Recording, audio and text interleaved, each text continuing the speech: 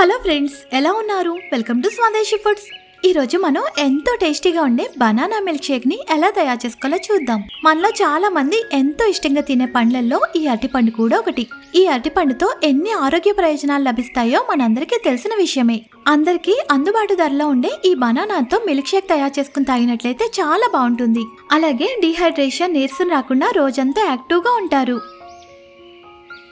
బాగా పండిన అరటి పండ్లు ఒక 2 తీసుకుని వాటిపైన ఉండే తొక్క తీసేసి ఇలా ఈ సైజులో చిన్న చిన్న ముక్కలుగా కట్ చేసుకుని ఒక మిక్సీ జార్లోకి వేసుకోండి. ఇప్పుడు షుగర్ వేసుకుందాం. నేనైతే 4 టీ స్పూన్ల వరకు షుగర్ వేసుకుంటున్నాను. ఈ షుగర్ మీరు తాగే స్వీట్నెస్ని బట్టి ఎక్కువ లేదా తక్కువ కూడా వేసుకోవచ్చు. అలాగే ఇప్పుడు ఇందులో చల్లటి పాలు పోసుకోవాలి. ఈ పాలు ముందుగానే కాచి చల్లార్చి ఫ్రిడ్జ్లో పెట్టుకున్న చల్లటి పాలు 1 కప్పు, అంటే 250 ml వరకు తీసుకున్నాను. ఇంకా ఒక 4 లేదా 5 వరకు ఐస్ క్యూబ్స్ కూడా వేసుకోండి. ఇప్పుడు వీటన్నింటినీ కూడా వీలైనంత ఫైన్ గా బ్లెండ్ చేసుకోవాలి.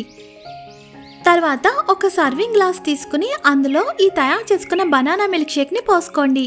ఇప్పుడు దీనిపైన గార్నిష్ కోసం కొద్దిగా హార్లిక్స్ వేసుకుంటే బాగుంటుంది. అలాగే సన్నగా తరిగిన పిస్తా పప్పు, బాదం పప్పుతో కొద్దిగా గార్నిష్ చేసుకోండి. ఇలా చేసేస్తే పిల్లలు చాలా ఇష్టంగా తాగేస్తారు. అంతేనండి, ఎంతో రుచిగా ఉండే కూల్ గా ఉండే బనానా మిల్క్ షేక్ 2 నిమిషాల్లో తయారైపోయింది కదా.